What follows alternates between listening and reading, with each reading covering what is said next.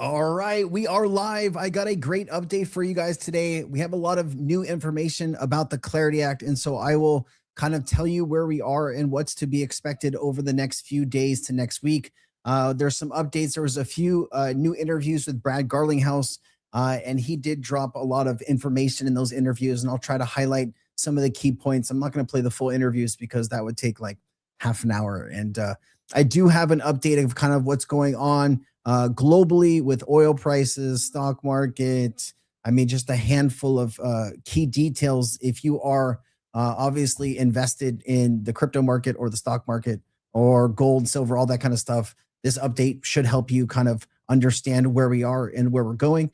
And yeah, I'll answer as many questions as I can as I go through this information with you. We're going to hit crypto first, and then we'll jump into some more kind of world news. It does look like there are some places in the world that are kind of running out of oil and gas, and we'll talk about that. All right. What's good, guys? How's it going? Peter's here. What's up, Peter? We got Fred here. We got Jordan here. Great to see you guys. We got the Chaos. I'm just going to say Chaos is here. Great to see you. Kafer's here. The Winter Bee. Sveta's here. What's up, Sveta? Great to see you, man. I hope you're doing well. USA, what's good? What's good? Just Maui, always a pleasure to see you, my friend. Just Maui, great to see you, dude. Hassan is here. OSOK is here. Always great to see you, man. Ramon, Christy is here. Hey, Christy. Ethan is here. Uh-oh. Any kind of like loud noises, Luna freaking takes off, gets really scared. Hopefully she's okay. Yeah, just saying what's up, everyone. Lil Tyson, great to see you, my man. How you doing? All right. Well, I could say hello to you guys for all eternity here. Do me a favor, if you are joining us from X, please reshare out the stream. I would really greatly appreciate you retweeting the stream. If you are here on YouTube, if you could hit like, that's always appreciated. Now sit back and let me take you on a journey and give you as much information as I can in the short amount of time span that we have here. All right. Okay. So first, let's start with the Clarity Act, because I think this is most important to kind of where we are right now with crypto. Obviously, getting the Clarity Act passed right now could be a huge deal in the United States. And let's be honest, this is one of the key pushes the Trump administration has made. And if there has been a lot of comments from people like Senator Loomis that says if we don't get the Clarity Act done right now in the next maybe month, we would have to wait until 2030. Now, I can kind of tell you why she said that, but let's just go through the information. I don't really want to get too involved in the politics side of this, but let me just read to you what's happening. So let me catch you up. So Senator Loomis, and this is going to come out in tomorrow's video. You guys are going to get a sneak peek here. I put a lot more information into tomorrow morning's video on the Clarity Act, but this is some of the key pieces, okay? Senator Loomis's FUD around the Clarity Act is false. Claims bill has the strongest DeFi and developer protection. Senator Loomis is pushing back hard on growing criticism that the latest draft of the Clarity Act has issues after concerns were raised that there are parts of Title III that could still undermine DeFi and hit non-custodial software developers with KYC obligations. Okay. And so continuing this, she says, don't believe the FUD. And I don't know what this smiley face is. I guess it's a red cheek smiley face. White House and crypto leaders have spent the last few weeks working on bipartisan basis to revive Title III. We have to pass the Clarity Act and get this to get these protections. Now, Jake Chervinsky, he says, but the draft also has provisions in Title III that undermine the BRCA and are subject to all sorts of non-custodial software developers to KYC obligations anyway. Those sections must be fixed or the bill won't work for DeFi. If the bill doesn't work for DeFi, it doesn't work at all. And so Senator Loomis hit back on this, and she says, don't believe the FUD. We have worked on a bipartisan basis for the last few weeks to make changes to Title III that will make this bill the strongest protection for DeFi and developers ever enacted. We have to pass the Clarity Act to get those protections. So, you know what the hard part is here? The public, you and I, we haven't seen the text. There's only a select few like Coinbase and some of these, crypto partners that have been in the White House negotiating on Capitol Hill with banks and stuff like that. They are the only ones that have seen this text. And so, the community is wondering what is in this text that's causing still this fight. And so we're supposed to get that information next week. And so Senator Tom Tillis, his office tells that they have plans to publicly release the legislative text next week detailing stablecoin yield provisions as talks with some stakeholders continue. The move comes after Coinbase and other crypto market stakeholders were unsatisfied with the parameters of the deal shown to a small group of industry leaders earlier this week. Coinbase's global head of investment research, David Duong, says industry leaders are currently working on a coordinated counter proposal to explain why targeted changes are needed to protect consumers and preserve sustainable rewards programs. And so Coinbase, has been, they pulled their support earlier this week for the newest text. And, the chief legal officer, Paul Greenwell, he did out a tweet this today. It says, my memory is a little better than to trust future rogue regulators to faithfully apply the law. So he's saying that if the bill is passed how it is, that future regulators could take the current version of the text and weaponize it against the industry. It says this is a fight to stop the next anti-crypto regulator from using vague rules to crush the industry overall. Now, the White House did hit back on Coinbase this week. Patrick Witt, who is the counsel for the White House, the crypto counsel, and he used a football analogy to warn Coinbase and Brian Armstrong regarding the last rejection of the Clarity Act text proposal. Patrick Witt used a quarterback analogy from an internal clock, knowing when to get rid of the football before he gets sacked. The Clarity Act compromise is the ball. The political window to pass is the collapsing pocket, and Coinbase may be waiting too long for a better deal instead of taking the deal that is right in front of them. And so they did go on to say that, if you don't take the deal now, you might not get a deal at all. And so it's just been really spicy this week, kind of going back and forth. Now, if you're asking for my opinion on why Senator Loomis says that if we can't get a deal done now, we're not going to get a deal until 2030, is because there is a growing concern on Capitol Hill that come midterms that Republicans might not remain control of the House and possibly the Senate. And so that is why they are saying these things. That is my personal opinion. You can have a different opinion if you want. That's all good. But that is what I take from when she says that, right? Because if not, you could get this done next year, right? Early next year. If you control the House and the Senate, you have control of everything and you can get it done anytime you want. The only reason that you would say you can't get it done until 2030 is if you feel that you will not have control. And that is obviously an evolving situation as prices go higher, as inflation goes higher, as prices have not come down. People will go to the voting booth knowing that, maybe their expectations were not fulfilled. Okay, so that is how I took that. Now, I'm sure you have a strong opinion the other way, and that is totally fine. But you are here for my opinion, and that is my opinion. All right, venture capitalist David Sachs is stepping down as AI and crypto czar. And so I guess there was a 130-day limit on special government employees.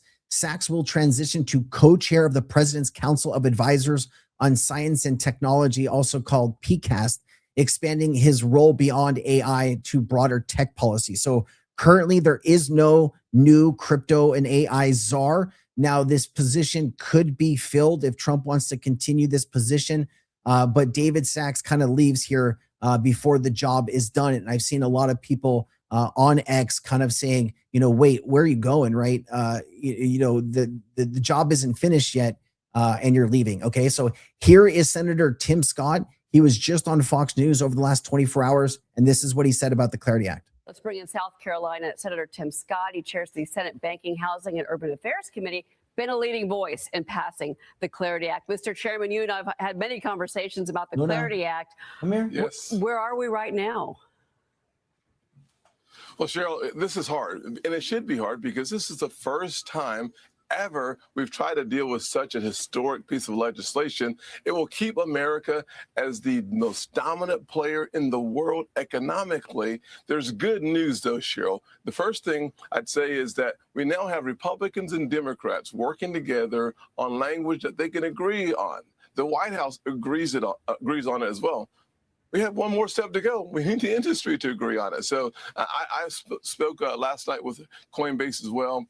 Everyone is still at the table. There is work to be done, but I'm really excited about the fact that we finally have Republicans and Democrats agreeing on something really important on the yield conversation. We now have to get industry to buy into this language. This is a threading the needle process. It's always difficult the first time you do it, but it gets better and better and better. And so I'm still very optimistic about where we are. But it comes down to the issue of the rewards on the cryptocurrency platforms side. The banks oppose this because these cryptocurrency firms are not regulated the same as banks are. Of course, crypto platforms like a Coinbase, et cetera, don't want to be regulated like banks do. So does that mean that the banks, in a sense, are starting to win the argument about the rewards? Well, Cheryl, the banks are at the table as well. But let's remember, we're talking about an apple and an orange. We're not talking about Apple versus Apple. A stablecoin is a $1 to a $1 backing, whereas your savings account is a fractional system. So we're talking about two very different systems altogether. But yes, we want to make sure that the advertising or the marketing of a stablecoin account is very different than an FDIC insured bank account. That's important. But at the end of the day, all the players are still at the table. We should expect this to be a very interesting and frankly exciting, not as exciting as March Madness, but it's pretty darn exciting to watch us get closer and closer to the end of this deal. I'm excited about where. Okay. Everyone's excited. We're at the end. We're close. Okay. Now, I don't know if you guys saw this clip here. I don't know what's going on here. Charles Hoskinson did come out with some select words. This clip has been floating around X today. This was posted earlier today. I don't know if it's pulled from his live stream in the last 24 hours or when this was said, but it is very recent. I hadn't seen this before. Let me show you what this is. We're in a position today where people can't be reasonable anymore. They can't be. When I criticize Brad Garlinghouse, there's no path for people to listen to the content of what I'm saying. There's just a visceral, vicious counter-reaction. I'm criticizing his behavior. He's trying to pass a bill that makes everything, by default, a security until proven otherwise, which was the treatment Gary Gensler inflicted on his own ecosystem. It's a non-starter because he knows that he's going to get an exemption and it reduces competition. So fuck the whole industry. It's bad behavior. And I showed all of you 4 different attack vectors that the Securities Exchange Commission could use today if this bill was passed to make every new project a security by default. All right, hold on. Let me just jump in the comments real quick. I did see a few things here. Rusty says, if they are so concerned, if Republicans hold currently both houses, vote per party lines, they win. Sounds like some political game. So actually, no, you need 60 votes in the Senate, right? And so I think Republicans hold maybe a 1 seat or a 2 seat majority in the Senate. It's not a lot. And so they would need bipartisan support. Now they can vote it out of committee. They can go against party lines in the committee, and then they can use some type of special thing to get it only approved with 50 votes plus the vice president to be the over decider. But it's so narrow right now in both houses that you really need everybody's support. And if anybody wavers, you're not going to be able to get it done. So good question. I don't know. I don't really know what the strategy is here. I don't think there really is a strategy, but I don't know. I'll leave it there. Yeah, it's kind of crazy. If you can smash the likes, Brian, thank you, man. I appreciate your support, dude. All right, let's keep going, man. I got a lot more to show you guys. We got 335 people watching. We got 228 on YouTube, 109 on X. Please support the stream with a like and a share. Okay, so now we had Brad Garlinghouse. He did comment recently on the Clarity Act. I'm sure if you watch every one of my videos, maybe you've seen this clip before, but if you haven't, this will be a good understanding of where Brad Garlinghouse's mindset is. Let me play it. So as you're describing, the Genius Act passed last summer, which I think was a major step forward. And I think it was one of the unlocks and demand and excitement around stablecoins. And you're seeing CEOs and CFOs at Fortune 2000 companies saying, hey, are we using stablecoins? Could we be using stablecoins? And that's going to continue to happen. The Clarity Act, which is intended to be kind of the fast follow-on, not quite fast, to provide clarity about what is a security, what's a commodity, et cetera, has been slow. And in part is the banks have kind of reopened some parts of the Genius Act about how our yield or rewards happen, what's the difference between reward and yield. Look, Ripple doesn't have a big dog in this fight. And so we have kind of, on this particular point, let people who care more deeply about it fight that fight. I do think that having this White House support the Clarity Act and push it forward has been profound. The fact that the SEC in the United States and the CFTC 9 days ago came together and said, these 16 digital assets are commodities. You think about the contrast between that and the Biden war on crypto that drove it offshore in the United States. So I think we already have made huge progress in this administration to provide some of that structure and clarity. I think clarity will still pass. I was in Washington 2 days ago, and I think we'll still get something. I think the person that I trust and how the sausage is made on these things said, when people are their most exhausted, most annoyed, that's when they finally compromise. And I think we're there. How the sausages are made. Where is that from? I've never in my life heard anybody say where the sausages are made. Like, where's Brad Garlinghouse from? Is that something from like back east somewhere? I don't know, man.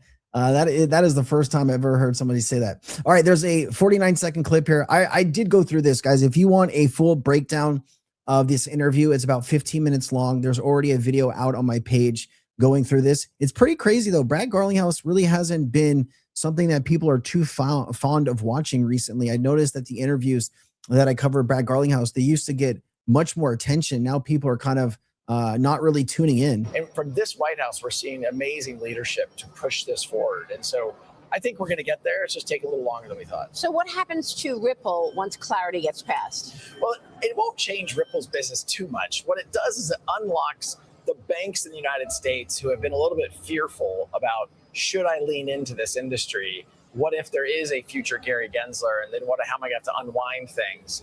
So if we get that codified into law, it's an unlock for the banks around the world, particularly in the United States. So we have seen banks say to us, look, we understand that you won the lawsuit and you have clarity that XRP is not a security. And last week, obviously, that's another great step forward. But if we get it codified into law, I think you'll see more of the largest financial institutions in the United States and really the world lean in more to this industry. And from this White House, we're all right.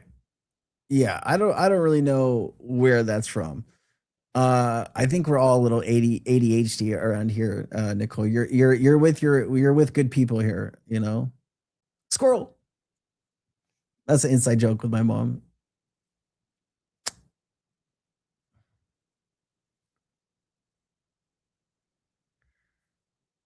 Oh, I don't even know how to respond to some of that. What? The chat is so strange right now. Holy smokes. I can't even put that up. The Jake Claver comment at 217 and then Winter B's response. Wow. I mean, you guys are on one tonight. It is Friday night. I don't know if people are drinking and typing or what's going on, but you guys are pretty awesome.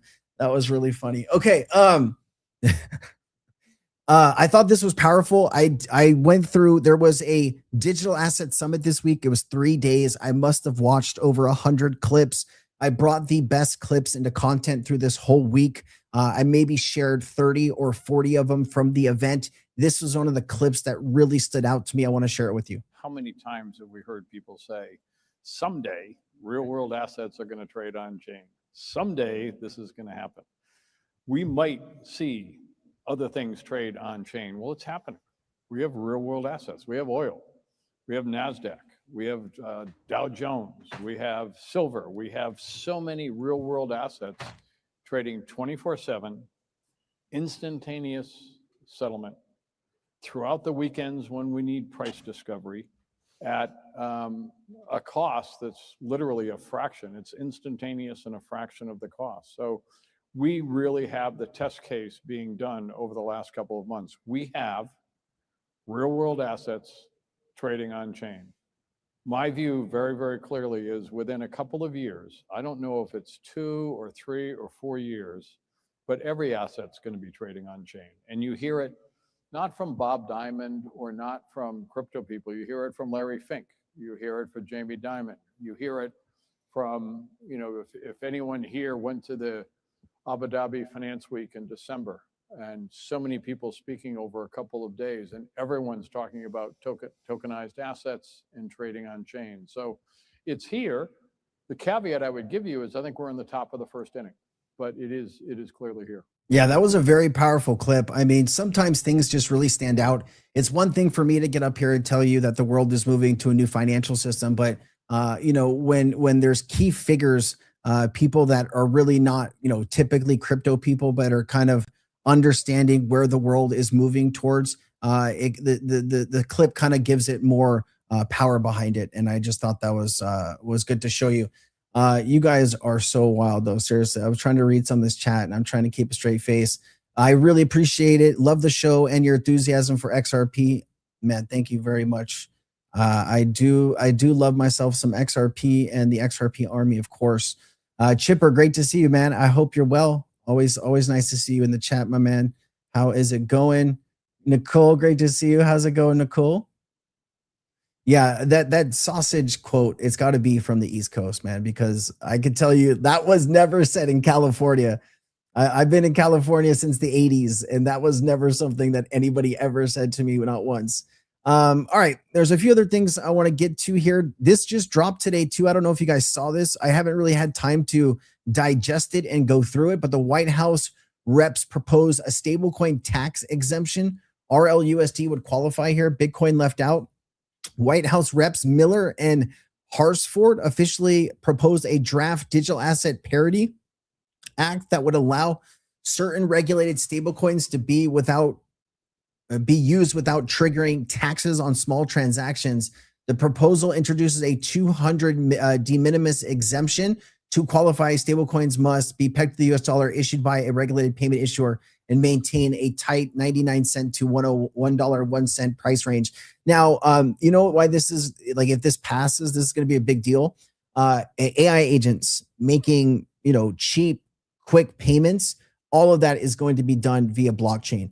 XRP Ledger, you know, Sui, Hedera, Hashgraph, all lining up to be huge players in the AI agent game. And I mean, I've even seen people like Anthony Popliano talk about Bitcoin being used, and I'm sure that's going to be a currency of choice for certain AI agents to hold long term. But when you're talking about doing tens of thousands of transactions, maybe a second, you can't really use the Bitcoin blockchain to its potential there, because you're going to just crash the entire network, right? And so, you know, there's a lot of information I put out recently about AI agents, and I think this is kind of what it's trying to target. But if this keeps going and keeps getting pushed through, I will obviously bring you more information about it. But right now, it's just a proposal. It is not law. All right. And then also, here you go. KRYPT launched their first ever ETF to track the CoinDesk 20 index. No more guessing which coins wins. You got XRP and Solana on here and 18 others. There's stuff out there. It's not just Bitcoin, and it's not just Bitcoin and Ether anymore. Solana, XRP, lots of stuff out there. And just like the S&P 500 or any other stock index, it really is timely to offer folks the opportunity to have one-stop shopping and not have to guess which coin. So it's a very straightforward index. It's the top 20 modified market cap weighted. So Bitcoin and Ethereum are only about 50%. If you just look at them in nature, they'd be stuff. If you look at them in nature, they'd probably be higher. But all right, I did think this was valuable. It's 28 seconds.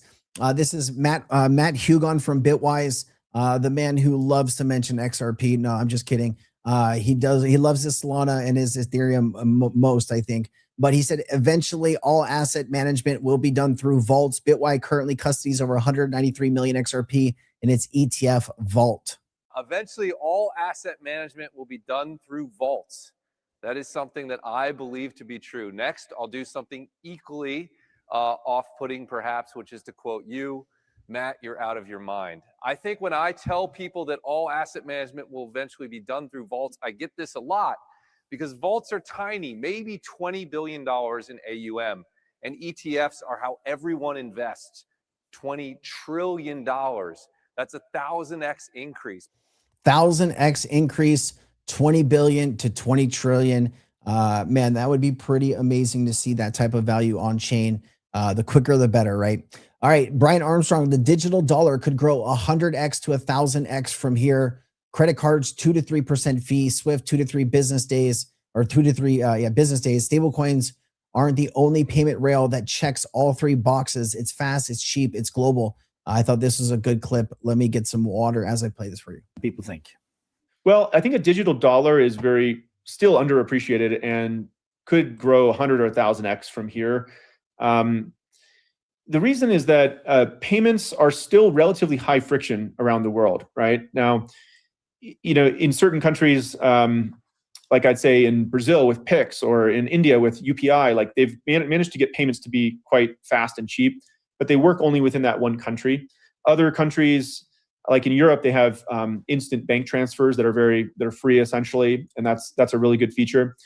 But if you look at most payment methods, whether it's credit card or Swift or anything, and you kind of look at these 3 dimensions, like the cost, the speed, and then the global reach. So let's take credit cards, for example. Like they have pretty good global reach, but they have high cost, 2 to 3% on every transaction, and they're quite fast, right? If you look at Swift, it has good global reach, but it's expensive. And it takes, I think, 2 to 3 business days or something like that. And so stablecoins are the only payment rail that checks all 3 boxes. It's fast, cheap, and global. So you can now send stablecoins instantly in less than 1 second anywhere in the world for less than 1/10 of a cent US. And so payments are like water. They kind of flow to the path of least resistance. And I think that's why we're seeing such enormous growth in stablecoins. I think it grew about maybe 100% year over year last year. And more and more of the global GDP, I think, will run on stablecoin rail. All right. Let me see if there's any questions. I am going to shift into some more kind of global market news here in a second. I just wanted to see if there's any questions regarding crypto before I get going. Man, the spicy sausage thing is just like, we can't let that go, huh? Oh my goodness. When I Googled it, I saw this. Laws are like sausages, cease to inspire respect. Yeah, but that's not what he said though, right? He said something else. Hold on. Not to bring this back up. Oh God, where did he say it though? Here, hold on. White House support the Clarity Act and push it forward has been profound. The fact that the SEC in the United States and the CFTC 9 days ago came together and said, these 16 digital assets are commodities. You think about the contrast between that and the Biden war on crypto that drove it offshore in the United States. So I think we already have made huge progress in this administration to provide some of that structure and clarity. I think clarity will still pass. I was in Washington 2 days ago, and I think we'll still get something. I think the person that I trust and how the sausage is made on these things said, when people are their most... How the sausages are made on these things was the exact quote. Let's see here. Belt Larson has a question above. All right, Belt Larson. Hey, Sensei, you are 100% confident yourself that stablecoins will not achieve cross-border for the purpose to replace XRP. There is a use case for stablecoins, absolutely. But if you are going stablecoin to stablecoin, like bank to bank, right, you're going to need something in between. Or if you're going cross-border, XRP will be, it'll have its use cases, and RLUSD will have its use cases, right? But you're not replacing what XRP does as a bridge asset for a stablecoin, right? I mean, I think we've had this conversation a lot, and I understand, but that's why Ripple positioned, and launched RLUSD. But yeah, it's a good question, but I mean, at this point, like if you think that's the thought process, I mean, we should just shut down like Solana. We should shut down the XRP ledger. We should shut down Cardano and just have Ethereum, right? Just Ethereum would be the global chain and just have all the stable coins on Ethereum. I mean, that's kind of the thought process there, right? You're going to have different networks. Different companies are doing different technologies better. Ethereum is good for some things. The XRP ledger is going to be better for some institutional use cases, right? And so obviously, I don't have a crystal ball. I don't know what the future looks like. All I can do is take in this information and share it with you. And I can tell you what I'm doing with my money. Obviously, what you invest in and why you invest is your own reasons, and you got to do your due diligence. But I still believe in the community. I still believe in the asset. And I still believe that we're headed to a digital future where I don't think people truly understand what these networks, what the value of these networks are going to be and the price of these tokens, because nobody in here has ever lived through a monetary like change, right? Where you actually can own a piece of the network, because that's what you're doing, right? When you're bringing, 30 trillion, $100 trillion on chain, right? That value is going to live on some private networks, but it's also going to live on public networks, right? And if you're moving value from private networks to other private networks, you're going to need something in between. And this is where privacy and ZK proofs and all of these things come into play. But you are going to need public blockchains now more than ever. But you are going to need the privacy side for institutions to use that. But I get it. Yeah, I mean, stablecoins are, let's be honest, stablecoins are going to grow to $3 or $4 trillion pretty quickly here. The US really needs a new buyer of debt, and stablecoin issuers are that buyer. So you are going to see this big transformation. I mean, you're already having AI agents pay other AI agents, and AI agents can't open bank accounts. They're going to need to use distributed ledger technology. And, we've talked about that quite a lot here over the last, maybe 7 to 10 days. And I keep posting videos about the shift with AI agents and how the XRP ledger is now being positioned to take advantage of that. But you are still going to need a solid bridge asset, right? And you can't, like, the stablecoin has to live on a network, right? It's not just you're creating a stablecoin that's, doesn't run on Ethereum or doesn't run on the XRP ledger. It doesn't run on Stellar. They all have to run on certain networks. And every time you use that stablecoin on that network, it requires, some gas to be paid, right, in that. And then that is, in fact, yeah, I think you get where we're going here. Thank you, brother. I was a little worried about stablecoins making things like XLM and XRP, etc., irrelevant. But I get, yeah. I mean, I get it, right? And I think that's always the worry. Is there some technology that's going to come out of left field that's going to, take over or be better, right? But you're still going to need this liquidity layer for all of this value to be transacted on. And this is where, XRP, XLM, Hedera, Ethereum, Solana, those are the networks that institutions are deciding to build on, right? And I would imagine the XRP ledger would probably be a lot further right now if it wasn't for the 3.5, 4 year court case that we had to sit through. But real world assets are growing on the XRP ledger. I mean, roughly it was around $2 billion the last time I checked. And, that's going to keep increasing. XDC will also be used to run stablecoins on different chains. There you go. Where's the puppet tonight? I don't know what that means. Good to see you, Richard. What's going on, my man? Just a reminder, Rich does a weekly chat in the Discord. I think it's on Thursdays, right, Richard? Where he is talking about all of the ways that he is making money within the Flare ecosystem right now.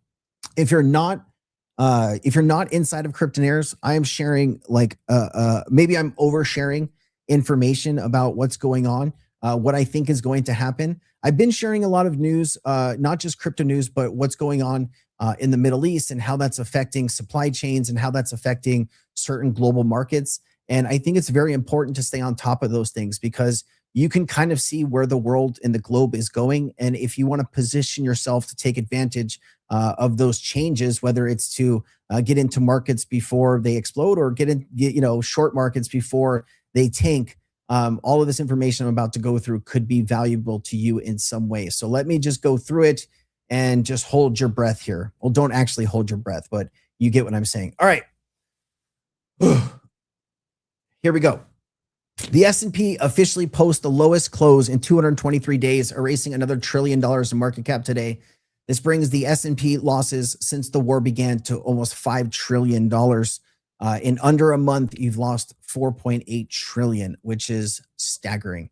Now, Larry Fink did comment on a possible global recession. I'm not going to tell you what he said. I will just have him tell you. See a year from now, oil at $40 a barrel. I could see it above $150 a barrel. We have two very extreme outcomes. And in my conversations throughout the world with the U.S. government, all that, to me, everybody has to recognize there's not going to be an outcome that's somewhere in the middle.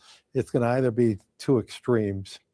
Is Iran a country that can be accepted by the international community? Can Iran be a country that participates in the world again? And if that outcome occurred, then you could have the Iranian oil back into the marketplace alongside what the growth of the Venezuelan oil.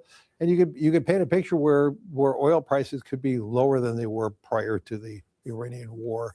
If there's a cessation of war, and yet Iran remains a threat to trade, a threat to the Straits of Hormuz, then I would argue that we could have years of, above $100, closer to $150 oil. What happens to the global economy if that happens? How do we see it? We'll have global recession. The US is essentially energy independent. Should other countries, including the UK, maximize their energy resources, including their oil and gas reserves? You need to use what you have to provide more abundance in your country. In the UK, you have some solar, you have some wind, you do have hydrocarbons.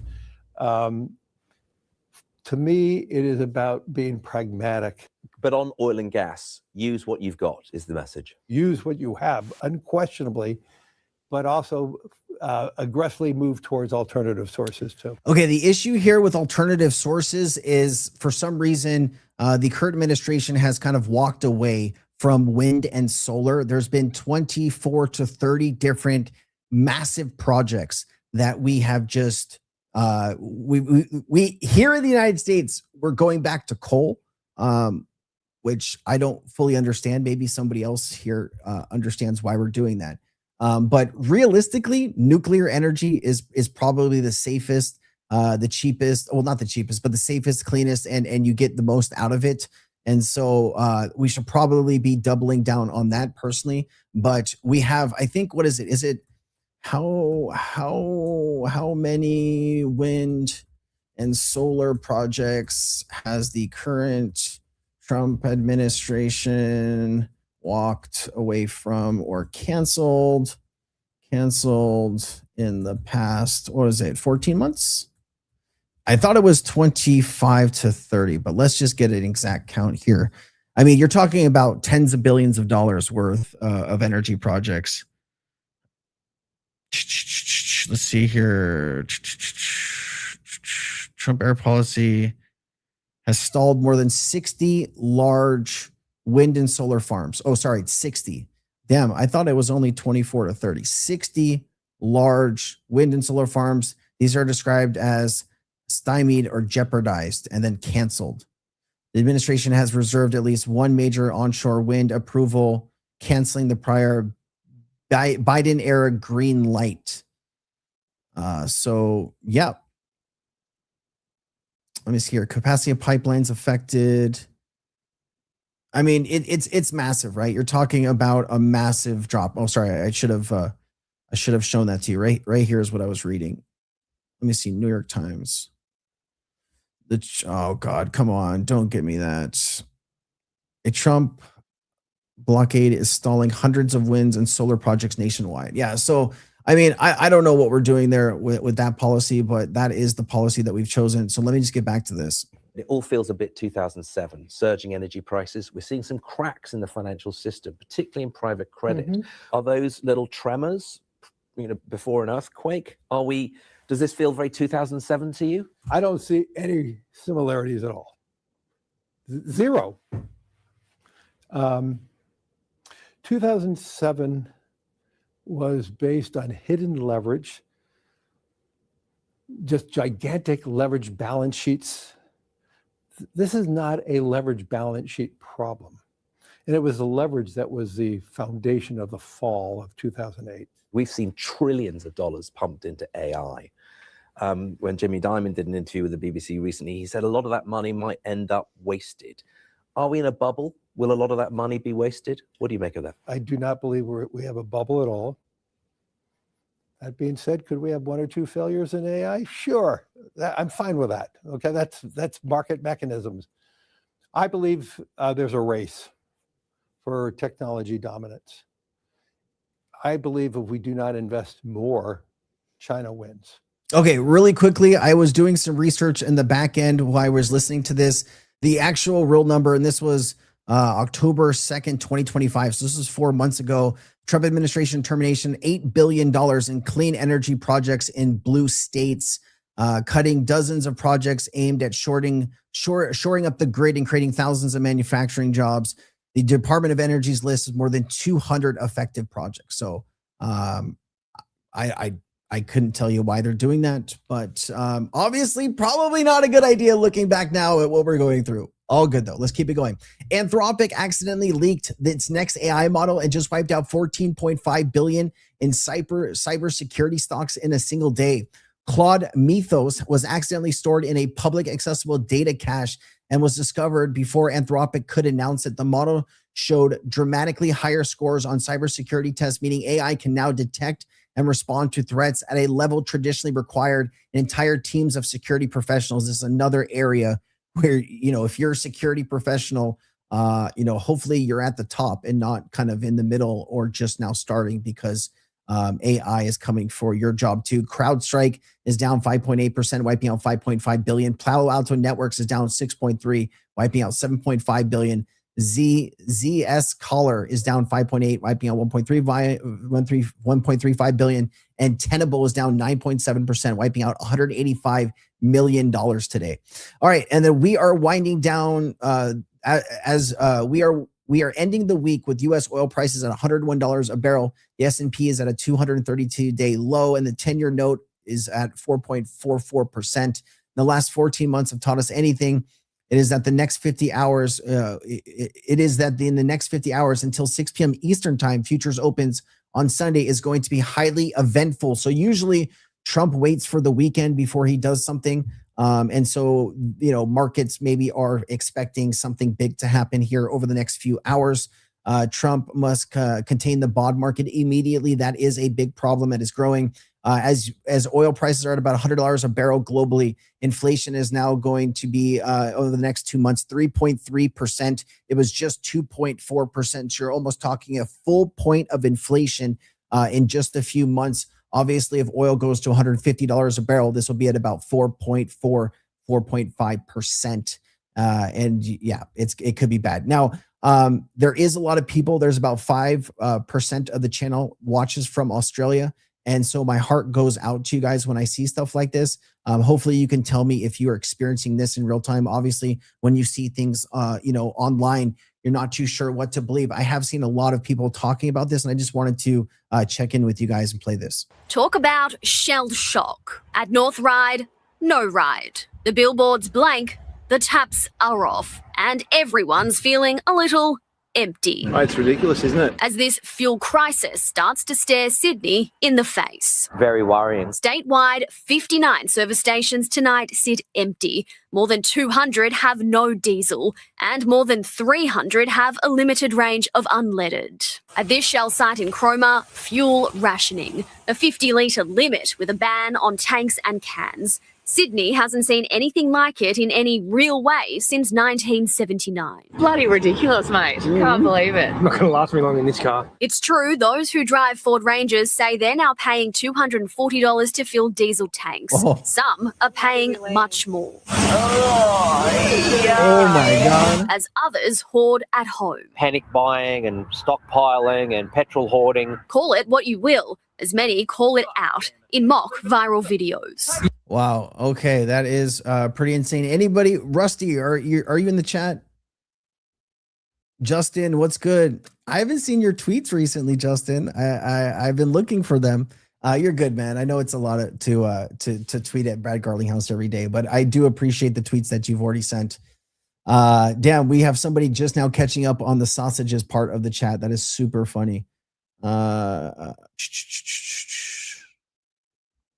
What about the residential solar projects and jobs lost to federal tax cuts removed? Yeah, I mean, Kevin, there's obviously when you are cutting part of the budget to fund like the big beautiful bill and those types of things, right? Those big tax cuts, you were supposed to have tariffs to offset a lot of those costs, and that never kind of came into fruition. We only took in, what was it, like 250 billion in tariffs, and now 150 billion of those tariffs are going to be maybe given back to the companies that were charged. The consumer will never see any of that. So you spent trillions of dollars on this bill, and you're supposed to get some of that money back to fund this tax plan, and that didn't happen. So you're just adding more and more onto the debt, and more programs like this unfortunately get cut because of that process. So yeah, kind of crazy, but that's where we stand. Is what's his name here? Jezbar's in Australia. Okay, so who is in Australia? Jordan is from Australia too. Yeah, there's a lot of people from Australia here. Is gas really that bad? Or what we seeing here? I know when I went to the gas station like 2 days ago, and I was like, whoa. I maybe get like 1 tank of gas per month because I'm at home, unfortunately, all day long working here. But yeah, I was pretty shocked how high gas is. So he's saying yes, gas is like that. Christy's saying yes. Man. Dave too. Jordan says he's not in Australia. Why did he say no? He's not. What? I thought the company recouped the cost of the tariffs from the customer, and that's why they raised prices, right? Are they getting the money back? What? I thought the company recouped the cost of the tariffs. So, Mike, for a long time, companies were kind of eating the cost, right? They didn't want to raise prices, but unfortunately, over time, they had to raise those prices.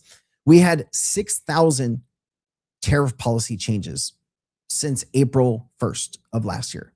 6,000 different policies, which is an alarming number, right? Because if you're constantly making changes, right, you got 180 countries, the average tariff rate was like 15% or something. There's nobody can plan or properly prepare, right? If you don't know how much costs are going to be for the things that you're supplying. And so the Supreme Court did strike down the emergency powers that Trump had to enact those tariffs. Now they use some other way to put those tariffs on. But there was like, I saw Nintendo and a few other companies already applied for refunds of that money. And no, you and I are never going to receive any of that money back. Remember, there was supposed to be like tariff checks, like we were going to make all this money from tariffs. And so there were going to be like tariff dividends, $1,000. There was like the Doge checks for $5,000 that never happened. I mean, there was like 3 or 4 different announcements of some type of stuff for us that never came to fruition. So unfortunately, that was kind of a failed dead policy, unfortunately.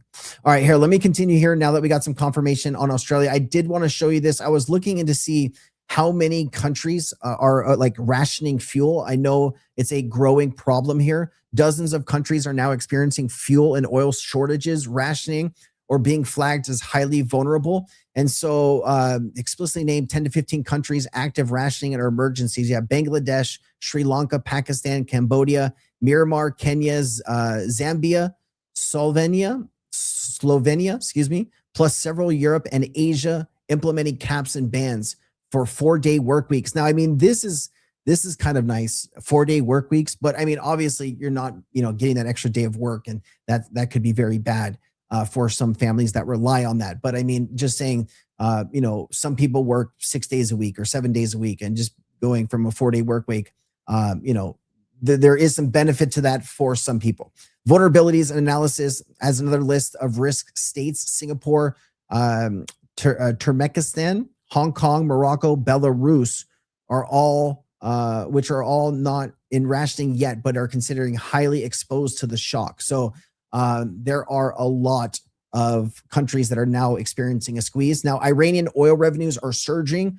Estimated Iranian oil revenues are up 25 million per day in March, now to $139 million per day. This comes as Iranian tankers are still transitioning to the Strait of Hormuz, while most other Persian Gulf oil supply is still restricted. Now, the U.S. did lift some sanctions on Iranian oil. So that's pretty crazy, but that did happen. As a result, Iranian oil exports are exceeding the pre-war average of 2.2 million barrels per day. Furthermore, Iranian light crude prices are now trading at minus 210 below Brent, compared to a $10 discount before the war.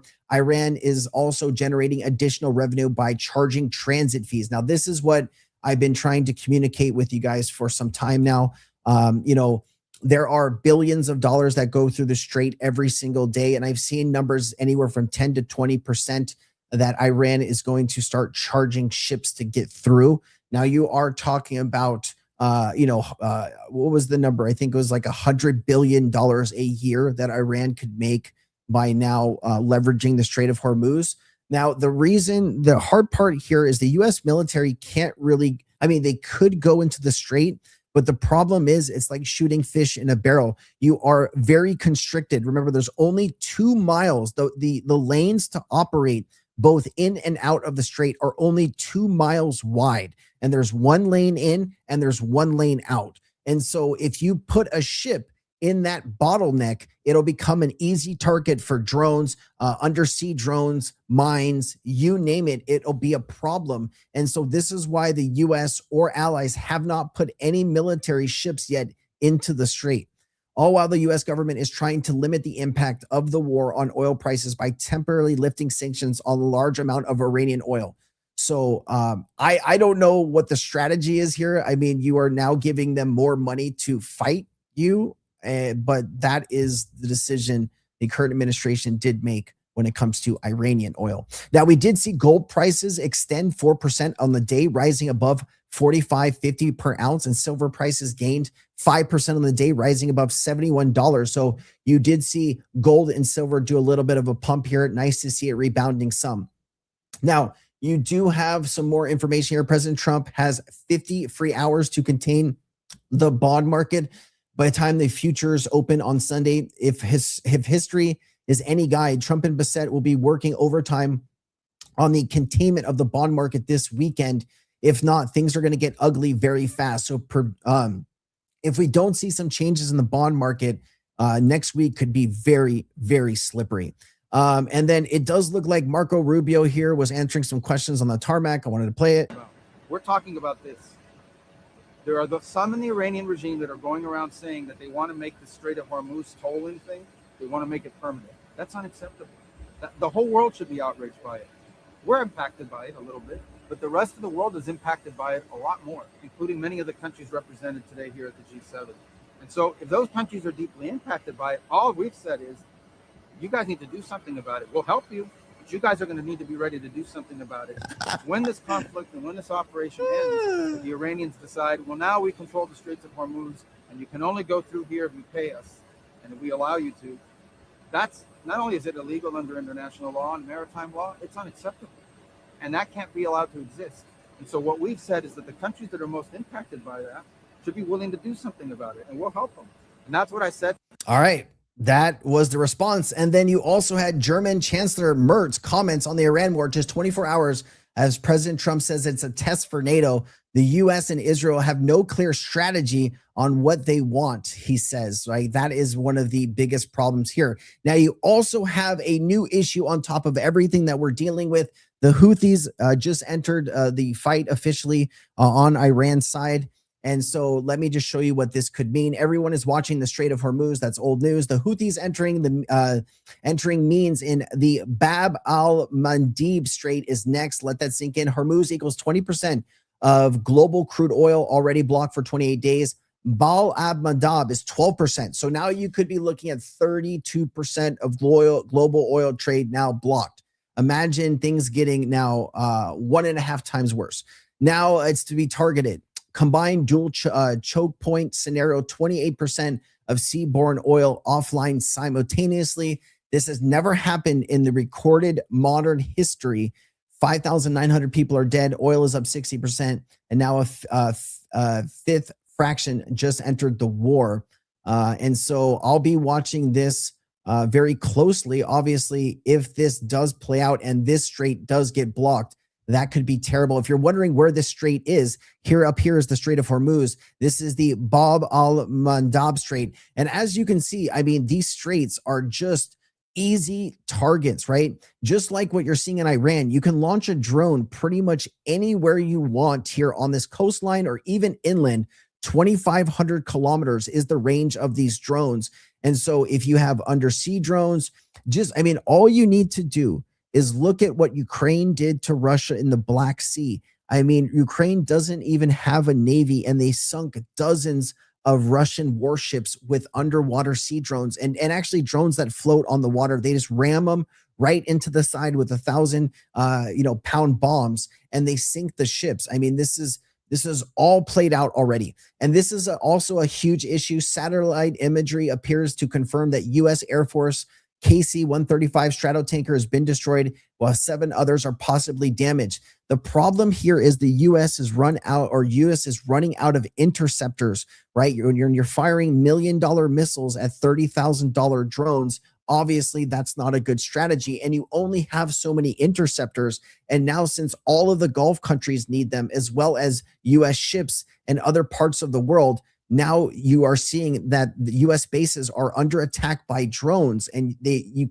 cannot protect every single base and every single target all at once. And this is where Iran is going to take advantage. Iran's foreign minister, Al-Gharchi, says Israel has struck 2 of the Iran's largest steel factories and a power plant and civilian nuclear sites in coordination with the U.S. So they are now targeting more infrastructure.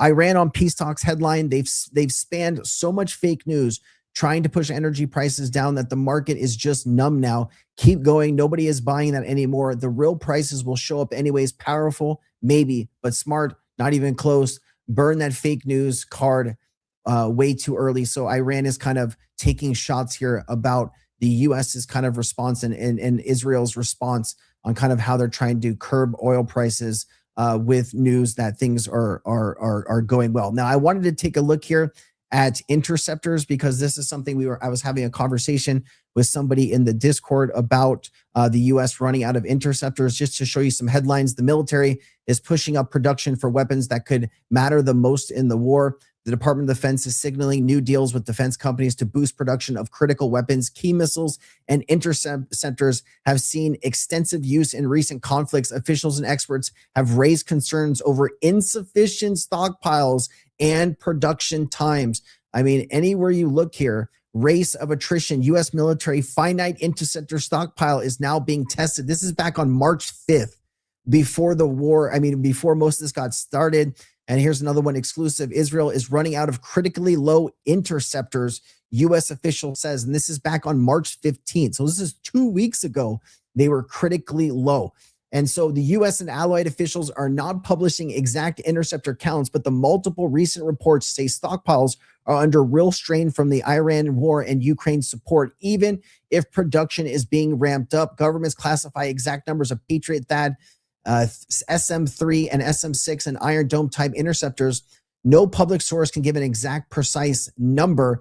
CSIS estimated that firing just over 150 THAAD interceptors in 2024 and 2025 Iran conflict rated to roughly 30% of U.S. THAAD stockpile at the time. So you can imagine that this stockpile is almost gone, if not at the brink of it, right?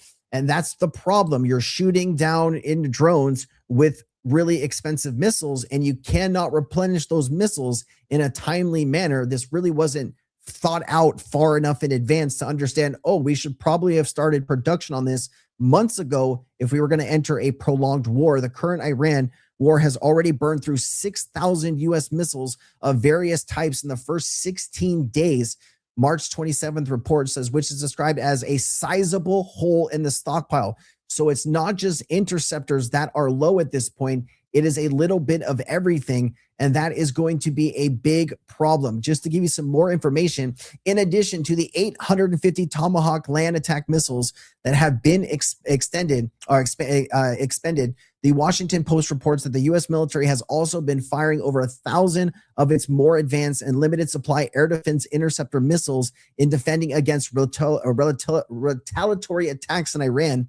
These include hundreds of interceptors fired at the U.S. Army's MIM-104 Patriot surface-to-air missile, thermal high-altitude air defense THAAD systems, and the SM-3 exo-atmospheric ballistic missile interceptors. And so the U.S. is running low on supply of these interceptors. And so the solution, the really only solution here, and this is what Gulf states are already turning to, like I said, the last few weeks, is Ukraine. Ukraine has a system that has been used, they've been using in the Russian conflict to shoot down Iranian drones. And this is an example of what will happen here if the U.S. puts boots on the ground anywhere in Iran. You're going to see hundreds of drones, different flight patterns that are going to be very difficult to intercept. This is what Ukraine looks like on a nightly basis. If you've not been following the conflict, they fire now hundreds of drones and missiles into Russia, and Russia's air defense gets overwhelmed, and they blow up billion-dollar equipment with a $2,500 drone. And so this is what will happen to the U.S. military bases if, hopefully they're thinking about this stuff, right? I mean, I'm just not some random person putting this stuff together on my own. Obviously, you have generals that are telling the U.S. that this is an actual problem and we cannot defend against it. But hey, we're going to move forward here. U.S. Secretary Rubio told G7 that the U.S. is not expecting the Strait of Hormuz to reopen to traffic as usual by the end of the war. So is not expecting the Strait of Hormuz to reopen to traffic as usual by the end of the war. After this thing ends, one of the most immediate challenges we're going to face is that Iran may decide that they want to keep tolling the Strait of Hormuz. So it's just baffling. It really is baffling. The Iran war is squeezing global tech supply chains. Titan helium supply from Qatar is starting to affect semiconductor production, and companies are scrambling to secure alternatives, according to Reuters. Helium is a byproduct of natural gas and is processing in critical chip making for cooling, leak detection, and precision manufacturing, making the shortage highly disruptive. Qatar produced 63 million cubic meters of helium in 2025, roughly 33% of global supply, and the Ras Laffan LNG facility, which produces helium, was recently damaged by an Iranian strike, threatening a major portion of the world's supply. This was the thing that was damaged that they said it could take 3 to 5 years to fix.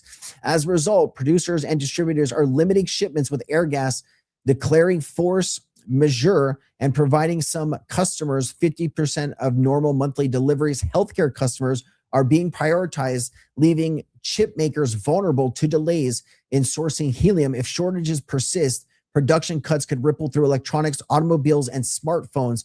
Chip makers like TSMC, Samsung, and SK Hynix could be forced to slow or pause production, compounding an already strained supply chain for AI and high-end electronics. Basically, if you thought the electronics you were going to the store and you're buying today, if you thought that was expensive, when you throw on inflation and you throw on the new costs for getting these gases that they need to create these chips, to put it into new cars, to put it into whatever new computer that you're buying, obviously this is going to have dramatic impacts on all goods that require this. This tech sector is already racing to secure alternative helium sources, including the U.S., to keep its production on track. Helium disruptions are now threatening global supply chains. Here you go. Now you have a plastic shortage that is emerging. Asia produces 60% of global plastics. 50% of plastic production relies directly on oil and gas inputs. 80% of Hormuz-linked oil and gas flows were directed to Asia. Energy shortages translate directly to reduced plastic output. Plastic is a foundational input across industries: agriculture, household and textiles, electrical and electronics, automotive, construction, packaging. Now, the price of plastic I saw doubled recently. Government debt is at record levels globally, and the Iran war is making it worse. The world entered the war carrying more than $100 trillion in public debt, leaving the blow to their economies from soaring energy costs and the broader economic hit during this pandemic. Japan is the most indebted developed nation in the world with a debt GDP well above 200%, yet it already is capping fuel prices at the pump, adding further pressure to an already strained government budget. The U.S. is on track for a $1.9 trillion budget deficit this fiscal year before factoring the Pentagon's $200 billion request for the war. Now, remember, if the war continues, the $200 billion is a down payment. Realistically, if you've taken a look here yearly, this is more like $500 to $600 billion of a cost if you continue it indefinitely. France is in a similar fragile position, with Goldman Sachs estimating the jet to GDP in France is 130% by 2028 if the conflict drags on. This comes as interest rates are far higher than in previously crisis, meaning that every dollar, euro, and yen of new debt costs government significantly more to service than before. For decades, the default response to every economic shock has been borrow more and worry later. The trade-off is far more dangerous than it's ever been. Now, the issue here is governments thought they were going to be able to print money at lower rates because things were cooling down. I mean, some places in Europe were recovering from the pandemic still, trying to get rates down. The US was able to do it faster than any other first world nation when we were getting out of the COVID-19 pandemic. So we're in it right now. We're in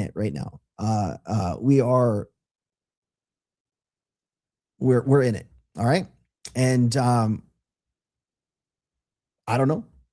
I don't know what, like, I wish I could say, hey, we experienced this 10 years ago. Here's the data on what this is going to look like. But when you are making like history level shortages and outages and supply chain issues, I mean, it'll be worse than the pandemic, and it could be worse than the pandemic times like 2 or 3. Like we don't have the full picture yet. And you're already seeing cracks in the banking system. UBS has stopped withdrawals from nearly 500 in real estate funds up to 3 years. Blue Owl, BlackRock, Blackstone, Apollo, UBS. Who's next? So there's a problem right there in private credit. And you know what? I will take a break there because that was just a lot of information to go through, and I needed some water. Yes, I didn't even cover fertilizer. Fertilizer is a big problem. Yeah. There is no good choices at this point. The only off-ramp you have is to apologize to Iran, give them money for all of the things that you've blown up, and they're going to have more power in the Middle East than they ever have had. And that's the future. If not, you continue the war indefinitely and you have a total economic collapse within 6 months, maybe sooner. I mean, if you shut both of those, 32% of oil down, if you shut down the Al Bab Deep Strait, and you keep the Strait of Hormuz closed, it's not good. It's not good. So that's where we are. Any questions? What's up with France? I don't know, man. I've seen a lot of, like, anybody from France in the chat that can kind of tell us.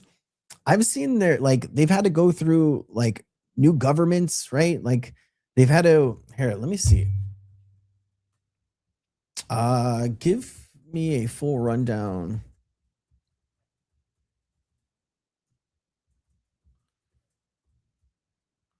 I remember seeing a bunch of like protests and cars burning, and France is in an extended phase of political instability. Macron is still president, but governments are weak. Budgets are hard to pass, and anger on the streets with farmers' unions, far right and far left, keeps pressure high. Big picture, the 2024 snap legislative elections blew up the old center-right balance and produced a hung parliament split into hostile blocs. Left Alliance, New Popular Front, Macron's centrist ensemble, I don't know, and far-right National Rally, RN. None of these blocs hold a majority, so any government is fragile minority that has to negotiate every single vote and constantly risks of collapse. This is unprecedented under the Fifth Republic and has created rolling crises over budgets, pensions, and EU policy and immigration. In September 2025, Prime Minister Francois Bayrou was ousted as in a confidence vote after proposing a harsh 2026 savings plan, scrapping 2 public holidays, freezing welfare and pensions, and to save about $44 billion. His resignation, forced Macron to appoint yet another prime minister and push the 2026 budget into a danger zone. So, I was supposed to share that. This is what I was reading from. Yeah, doesn't look good. Doesn't look good, man. Paris is no more France. I'm born in Paris. I don't recognize my country. I think we're all to the point where we look outside and we don't really recognize what's happening. And we're moving ever so more quickly into these alternative realities, and people have to adjust. And it's very difficult, and this is going to make things even harder. So it's really bad. They need to level military infrastructure and some utilities to end this. They bombed 9,000. They bombed 9,000 targets. The problem is that Iran is dug in. They've waited. They've been preparing for this type of war for a long time. They knew they weren't going to have air superiority. And so they have a lot of missiles and drones in deep mountains that you cannot get to with the munitions that we currently have. And so they go out, they launch something real quick, and they drive back in. Now the U.S. I've seen the U.S. trying to mine some of these entrances and exits. If you get any type of submarine or drone boats, those could be hard to detect because they're underwater, right? And so you do leave ships very vulnerable to attack, right? The hard part here is, the U.S. by far is the more superior force. That is not a question. But the U.S. cannot be everywhere at the same time. And it only takes 1 or 2 things to get through to do the damage that it needs to do to halt everything, right? If ships start to try to bypass and you have military escorts, those military escorts become a prime target. I mean, think about what it would look like for a $1 billion U.S. warship to have a hole blown in the side of it. You could escalate to nuclear war. You got to be very, very careful. Just think of what that would look like to the current administration if something like that happened, right? Hundreds of U.S. soldiers dead. You can imagine that it could be very bad. So that's why no NATO country has yet wanted to jump in to patrol the strait, because it is kind of like this kill box situation, right? If a missile is fired from the shore, you literally have less than 30 seconds to react to shoot it down, because it is coming so quickly and you are in a very tight, constrained space. So, it's quite a challenge, and it's hard, man. See you, Richard. Let's see here. Keon Sensei, hope you're doing well. Fingers crossed for the Clarity Act before May. It's time to get XRP to dawn in a new usher in the golden age, as Brad's leading the charge, man. Thank you so much. I do agree. We are entering this new financial system. Obviously, it's happening a little slower than some of us would want, but it is an opportunity to be able to acquire more assets at lower prices. And it's a real honor to be on this journey with you, man. Thank you. We still have more options than Iran. Trump is using Iran. We do have some options. Yes, absolutely. I don't think there are many good options, but we do have options. Yeah. The strait is wide open. Iran will not be an issue. Fair enough, Craig. I mean, if it wasn't an issue, why has the strait been closed for a month? I'm asking you to explain that to me, because I think it's a big issue. I don't know.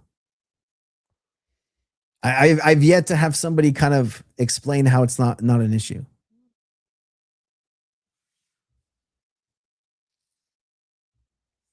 I've been on an H-bar bender lately. I have too, CJ. I have too. I mean, you're talking about H-bar. What is H-bar right now? What is H bar now? Let's see. Let's just look it up, man. Let's just look it up. It's been a long week. 8.8 cents. Yeah, man. Like that is looking zesty, bro. 3.8 billion. I mean, I previously didn't have a big H bar bag, but it has been nice to, you know, put a few thousand here, a few thousand there, and you're slowly building this really nice, juicy bag of H bar. And, you know, Flare too, man. Let's see here. Benjamin, I have a question from way back. Why don't we hear about multiplier anymore? It's a price impact. I think it's just played out. I mean, you can only make so many videos on market cap multipliers. You really need an influx of new money coming in to make that multiplier sing. It goes both ways. You know, people get tired of watching the same video. And that's why I kind of, you know, you can only make the same XRP hype video, you know, 5 times, 10 times.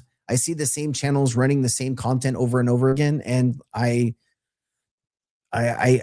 felt like there's more to talk about than something that we have discussed at length. You know, I can go back and make a video about recent inflows and what the recent numbers are. I think Zach Rector put out a tweet maybe last week. He said that there was a day where we had about $17 million in inflows, and there was a 490x multiplier on those inflows. But you need a wall of money to come into XRP. You know, not millions. You need billions to come in to really make that transition and shift to higher prices, and we just don't have that right now. The crypto market is still trying to figure out what it wants to do. Now, I have seen people like Matt Hugan say that after April 15th, after tax day, he believes that the market is going to pump. And, you know, I've seen, I think it was Morgan Stanley say that the bottom for crypto prices is in. And so, you know, if they are right, we could see some movement here very soon for crypto prices. Usually things do kind of cool down in the summer. It could be like a spring pump and then a summer dump, and then things kind of pick up back, you know, when it comes September, October timeframe. September kind of usually is a shit month, but maybe October, November timeframe.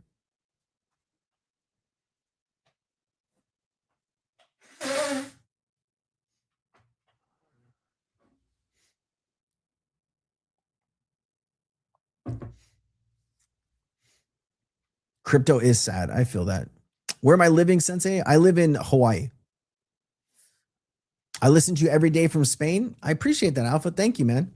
We're actually, you know, not that this is gonna, you know, impact you at all, but we are. I am launching a new channel, but it's going to be in Spanish. Obviously, it's, you know, we do have, you know, a very smaller audience of Spanish listeners, and so the videos are going to be the same videos, but translated into Spanish. And so we're going to see if there's a market for that content. I don't know why I'm sharing that. Maybe just because you said you're from Spain, but really, anyways, it's been a long week, as you can see. I'm trying to make content for when I'm going to be in Japan, because I need to make enough content for at least 3 or 4 days so I can like get there and relax and do stuff. I'm going to make some content in Japan. And so I'm doing my regular 4 videos a day, and I'm recording extra content for Japan. So I was up at 4:45 this morning, and it's about 3:15 in the afternoon. So I've been going at this for 12 hours straight. And so I'm drifting. I'm drifting.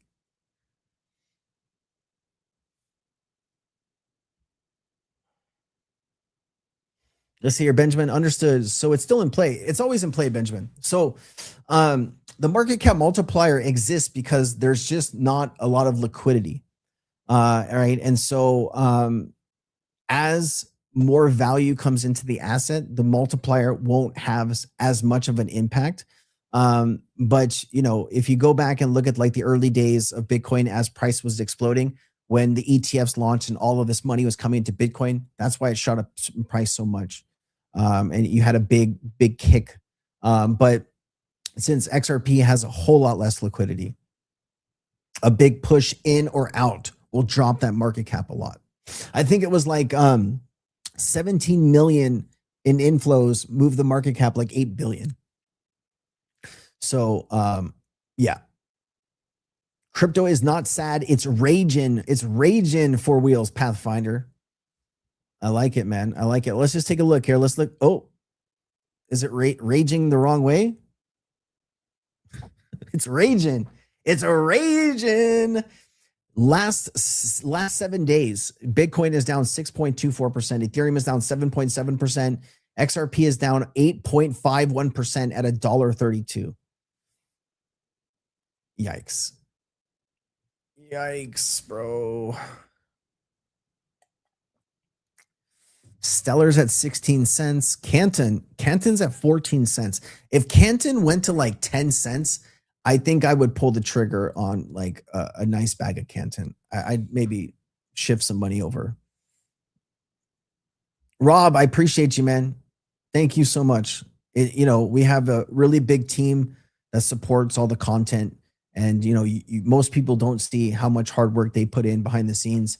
But, we are a machine, man. I want to be able to deliver as much quality news to you as I can every day. And I'm just going to get out. I'm going to get after it, man. It's important to me to stay on top of things, and I'm going to take you guys with me. Is that Crypto Eerie checking in? What's up, Crypto Eerie? Great to see you. I will see you soon. I gotta send you a message on X because I will see you soon. Mark is checking in from Australia. What's up, Mark? Yeah, Crypto Eerie checks in sometimes. It's always nice to see her. She is definitely one of my faves. Is it could be, is it the real Crypto Eerie? It could be. I can't click on her name. You want to meet me? I will be, are you going to be in Japan? I'll be at XRP in Japan on April 7th. That's going to be a lot of fun. We're trying to work out something about going to Vegas. My personal life is a little bit crazy. The building I live in is an active construction zone, and every 2 weeks they are coming down 2 floors. Okay, and they started at the top, and now they're getting close to my floor. And right now they're about 5 levels above me, but the noise is so loud that when I'm recording content, the noise comes through.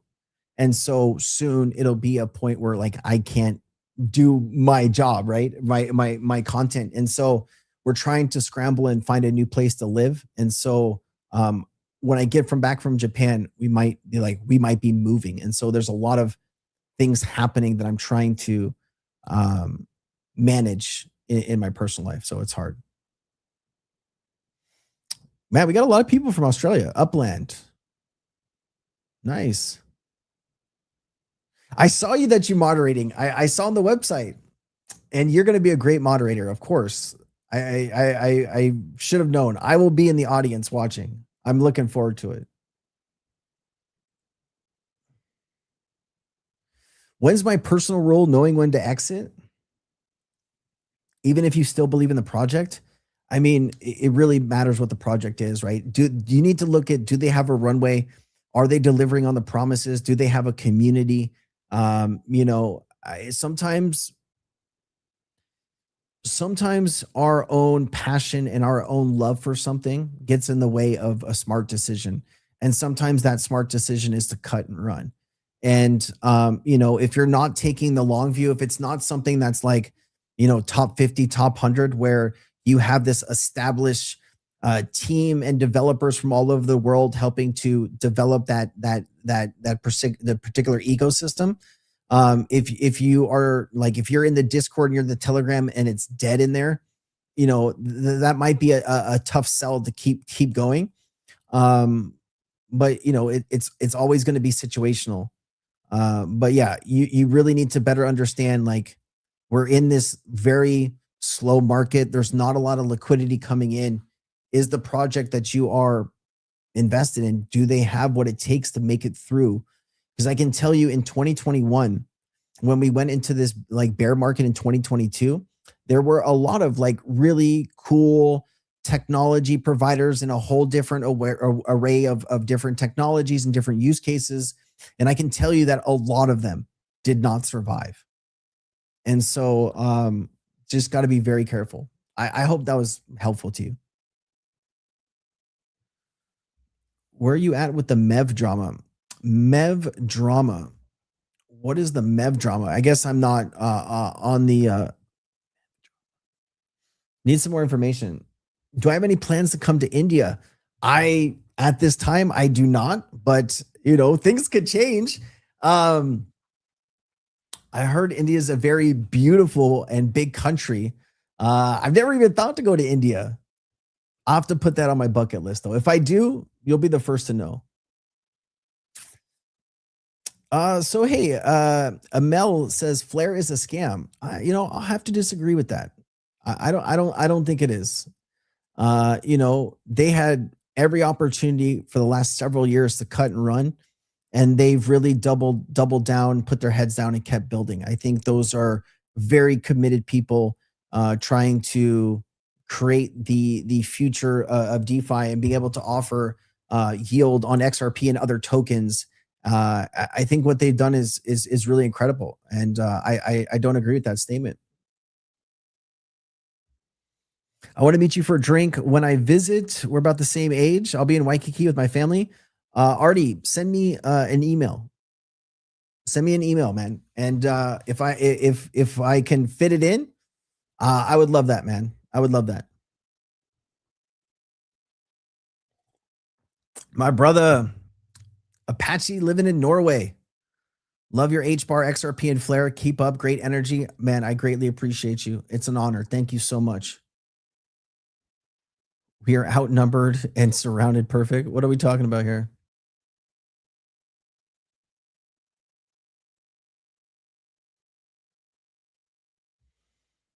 Greg Peterson is like people. I love when people come into the chat late, but they're commenting on what we talked about earlier. I love that, right? Bringing back up the sausage stuff. Sausage making it gross because you're grinding up gristle, fat, and blood meat. Not pretty. It's the insinuation. Oh man, I appreciate you guys.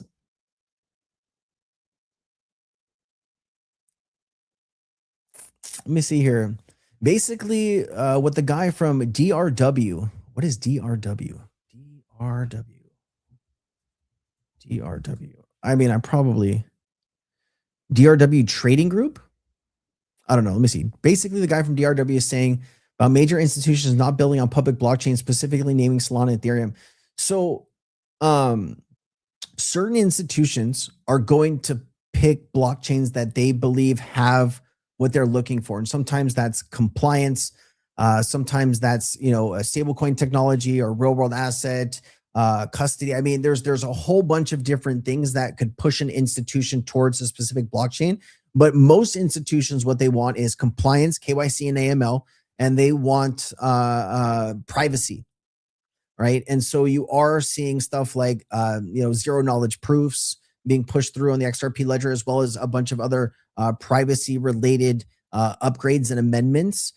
So an institution can put kind of guardrails on who specifically can use this particular project and source the public liquidity of the XRP ledger, as well as having that kind of privacy component. Because if you're a financial institution and you are doing some type of transaction where you want it private, you don't want to tell the world what you're maybe investing in or what you're doing for a client, you need to be able to have that ability to keep that on the down low.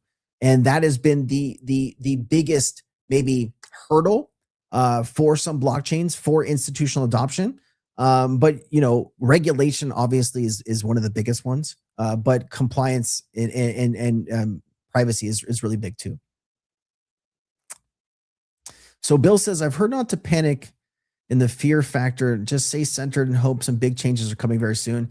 Yeah, I think I can get wrapped up in all of the stuff. I think when you take in 12 to 13 hours a day of Twitter posts, it kind of wears on you mentally. But I think there is a lot of things to, be concerned about. And, I'm okay sharing those concerns with you guys because, in your life, you might not be paying attention to some of these things, right? Because you might be focused over here. And so what I try to do with these chats is give you kind of an overview of what I'm seeing, what I'm expecting.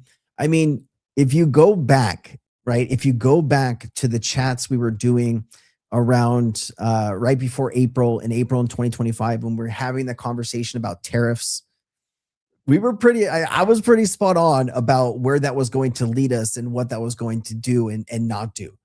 And so, I think we have a good understanding of kind of where the market is going and what to be expected. And I think you can never be too prepared for what's to come, right? And, I'll worry for you. How about that? Meb is an AI trading bot. Okay. So yeah. Obviously, if you have something that can take in data 1,000 times faster than you can and trade, that's going to be a huge market. And I've already seen people, claiming they, making $1 million from a few thousand. And I believe that some people are absolutely doing that. And I think that is going to be a huge market.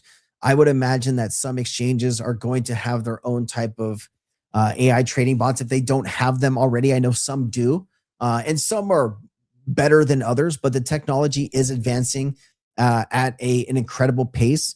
And, if you can build a bot that makes money, more power to you. Yeah, Artie, thank you so much, man. I look forward to it. So, Jordan, if the war continues, which it looks like it will, the person who can put a stop to it is obviously Trump. Trump and U.S. and Israel kind of have different objectives here. Obviously, they're fighting a different war. Trump could tell Israel, "Hey, it's time to stop," but you would have to do all of these concessions. So unless kind of Trump says, "Hey, this is probably not the way we want it to go. This is a bad idea. Let's stop this and let's move on," and try to come up with some solutions. If the war does continue, I would expect extreme volatility in most markets, and some people might look to crypto as a safe haven. But you could get pure panic. If gas prices obviously go $125, $150, $200, you could have a total economic collapse, and people might not see crypto as a safe haven. They might just, try to pull out of everything at the same time. Obviously, I'm committed. I'm on, this journey in my life. I'm not going anywhere, regardless of what all these macro things are happening. I know the technology is the new financial system, right? And it's just a matter of aligning regulations for institutions to be able to bring trillions on. And that's supposed to be starting this year. So, are we going to have volatility in the short term? Yes. Crypto is a very volatile market, but I'm taking the 5-10 year view. You just got to get through it, man. And we'll get through it together. But it's going to be tough, and it's not going to be for the faint of heart. I heard Coinbase is offering a mortgage through them and not have to pay capital gains to the government. I didn't hear that, man. That's a new use case. That would be pretty cool.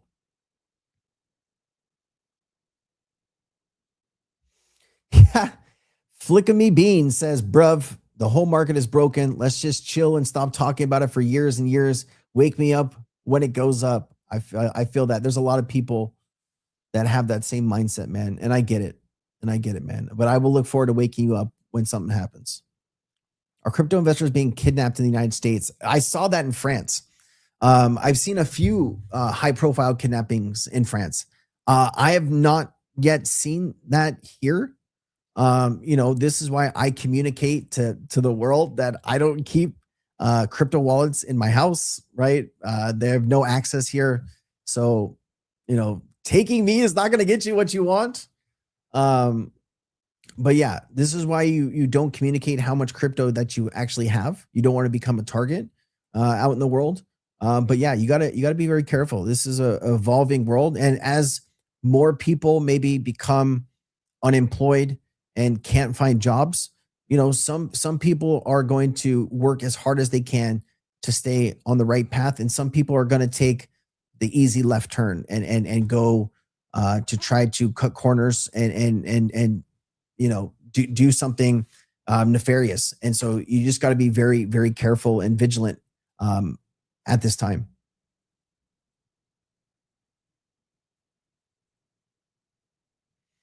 Hey, there's no dumb questions, guys. There's no dumb questions, man. You know, everybody has a question. I'm going to try to get to as many as I can. You know, it is all good. Listen, guys, we still have about 655 people watching. I'm going to answer some more questions. I did want to remind you that I do have a community called Cryptonaires. I would love to have you guys join and be a part of that community. There is going to be a link on YouTube in the description. And we do have several people from the team in the chat. I will also post the link here. But, you know, we've had a few hundred people join this month. And right now it's free to join. And we do have some events. And, you know, I'm sharing a lot of details as they happen, like live news about crypto and about what's going on globally. And love to have you guys a part of that. So make sure to come in and make sure, you know, you're talking to me, right? You can verify you are talking to me on the top right. It'll say admin. It'll have my name, cryptosensei. We'll never DM you. So if you get a DM, it's not me. All right. Fair enough. You don't seem as enthusiastic as you once did. I think that's a fair assessment. I think when you take a look around, there's a lot of things to be concerned about, man. And like I don't sugarcoat stuff, man. I go right at it, and it's worrying to me. It's very concerning. It's very concerning what's happening. And I think that maybe a lot of people don't realize what of a big deal this is. And I think there are some people that feel that there's an easy off ramp, and we're not going to have some type of economic disaster. And I think it's already playing out that people just really aren't paying attention to it. So, you know, when prices go from $3 to $1.30, and, you know, where I thought we were going to go and start lowering rates here once Jerome Powell was out. Now with inflation ticking up and unemployment ticking up, the Fed is not going to be able to do that. And I think we're just kind of shooting ourselves in the foot with what we're doing right now. And that is not easy to talk about or to process on a daily basis. So, you know, and I'm probably tired. You know, you get me at the end of my day, not at the beginning of my day. And so, you know, I'm more enthusiastic early on. That's why I do most of the recordings early in the morning, because I have the energy to do it.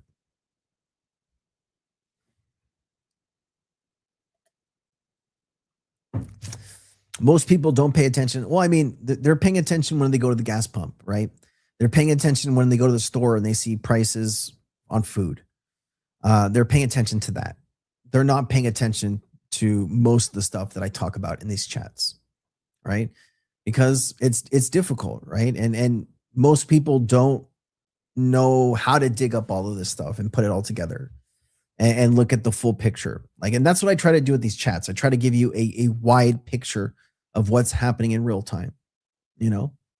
And some people don't agree with the picture, and that's fine with me, man. Like, if you agree with everything I say, that's probably a bad thing, right? We got to have some disagreement. We got to have, you know, we got to look at things differently. We can't all be kind of on the sheepish route where we're just all believing and saying the same things, because that gets a little weird too. It is a buying opportunity for a lot, and you probably will get lower prices in the summer. I've been seeing a lot of analysis, and usually the summers things do slow down. You know, I've been seeing probably April, March, April, maybe well, now March is over, right? So maybe April pump after tax day, after April 15th here in the United States, and then you know, we might get some lower prices after that. Yeah, stagflation is never an easy discussion, but you're right. You're right, Longview. More people from Australia, man. I love it. It's crazy. I don't know what it is, but like the Australian viewership was like 2%. Now it's over 5%. So we're hitting the SEO for Australia for some reason. But I love it, man. I can't wait to visit Australia and meet some of you guys. You know, we're here together, man. Happy to see you, bub. Hey, have you guys seen Zootopia? I mean, I know it's a random thing, but my wife and I were watching Zootopia 2, and there's like a walrus that says, "Hey, bub, hey, bubbity bub." I don't know, and so we call Luna bub sometimes, and so I don't know, that just it took me down a path there in my head. I overshare. All good though. Most people watching are men. Yeah. Yeah. Crypto is majority of men. 89% of my audience is male. Yeah. So Bats, thank you so much. Great to see you, Bats. Yeah, I mean, pretty much, the Clarity Act, it is getting uncomfortable for all sides, so it might be close to a compromise, right? It is pretty crazy how much say the banks have here.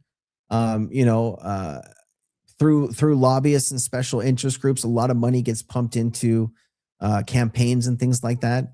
And you have a lot of really weird decision making happening at the top, and that's usually because of money behind some type of somebody. And so it'll be interesting to see how all this plays out. Oh my God. So I went to this morning, I went to a dermatology appointment, right? I have this I'm in the sun a lot. So I had this spot on my face. And so I was getting it checked out. And the dermatologist, I've seen him a few times, and he comes in and he lights up when he sees me, because he always has these like questions, and I talk a mile a minute. And so he asked me something, and him and then his assistant are standing there, and we're talking about dermatology for like 1 or 2 minutes. We're talking about all of these things with crypto and AI and the Strait of Hormuz, and I get into all this stuff, and we're just sitting there for like 15 minutes. I'm like, oh, is the appointment over? It's kind of fun. Yeah, I gave it's like Shiba, like meme coins, guys. There's no future there, really. I mean, retail, the retail trader that was propping up meme coins and stuff like that. I mean, when's the last time you've made money on a meme coin?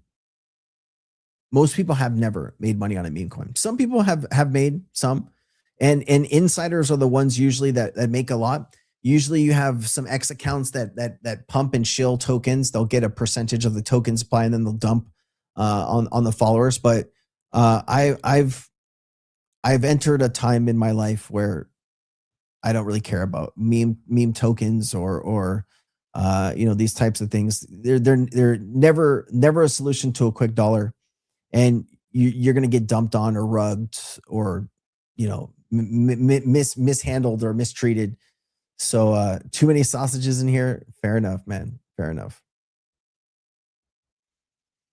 $7 gets you 1 million Shiba Inu. I was surprised that Shiba Inu got listed as a digital commodity. I mean, maybe there's something there. I don't know. Yeah, I know. Actually, it should be more. It should be more, Yeah, you're right. You're right. I'd be like, hey, if this is going to go 30 minutes, I'm going to have to charge you for the time. Try apple cider vinegar eggplant diced up in a jar for a week. All kinds of skin problems. Okay, fair enough. Let me snap a photo of that, Bill. 89% sausages. Yeah, man. I don't know why I talked about the Brad Garlinghouse quote. I feel like we've really turned a page here on this chat with this. You guys are wild. Scott's here. Scott, we haven't talked about your boy today. We have not talked about your boy today. Hey, how's the flooding there? It was pretty bad here last weekend. You doing okay? Usually Scott shows up when he who would not be named gets brought up, and it's always great timing. But Sensei Sausage, no, that is not a good name. We are not doing that. That is not something that we are doing. Yeah, SHIB was one of the tokens. SHIB was one of the tokens that got listed. SEC digital.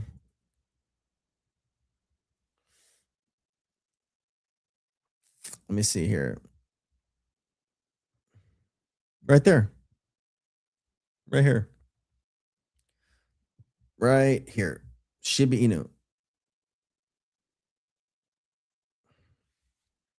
Digital commodity. Pretty crazy. Oh man, now people are liking the name. No, we're not changing the name. You know, it took years to get this name where it is. We're not gonna switch it. We're not gonna switch it. And if we did switch it, I mean, not saying that we will, but if we did decide to switch it, it would need to be something like incredible. You know, I think we're going backwards when we're talking about Shinzo Sensei.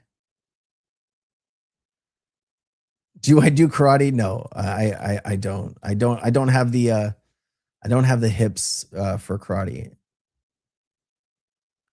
What does this mean for Shiba Inu?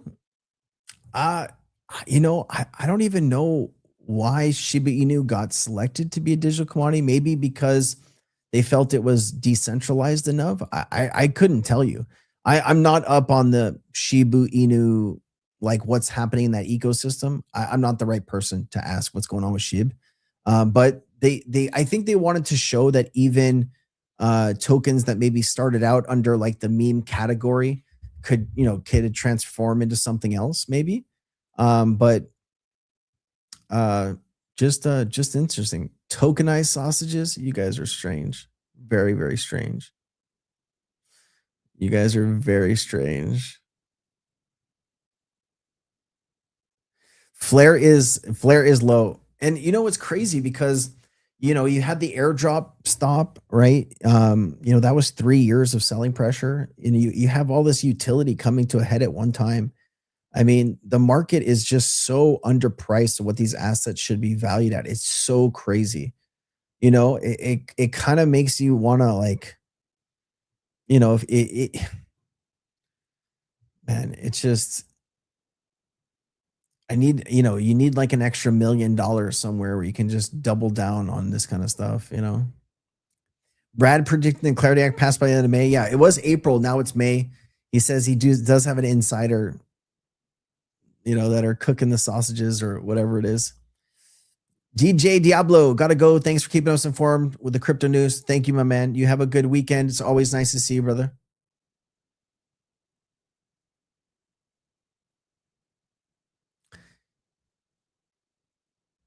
And Shiba Swap. See, Taurus knows everything, man. Taurus knows everything. All right. Is there any other questions other than coming up with really weird nicknames? Anything else? Hype, then shit. Yeah.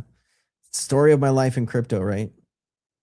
I mean, this is a Snag Whisper Sensei. I think we got to work on this. All right. That is the homework for the weekend. Think of a much better name. We'll come back on Tuesday. If you want to talk to me before Tuesday, if you want to talk during, when we're not doing live streams, come into the Cryptonaires Discord. It's, it'd be an honor to spend time with you, talk with you about crypto. I do wish you all a very good weekend. Spend some time with somebody you love or do something that you love. It's an honor to spend this time with you each and every day. Thank you for the questions. Thank you for your time. And I'll see you next time. All right. Thank you to all the moderators. And I really appreciate you guys. All right. Aloha. Stay safe out there. All right. Bye, guys.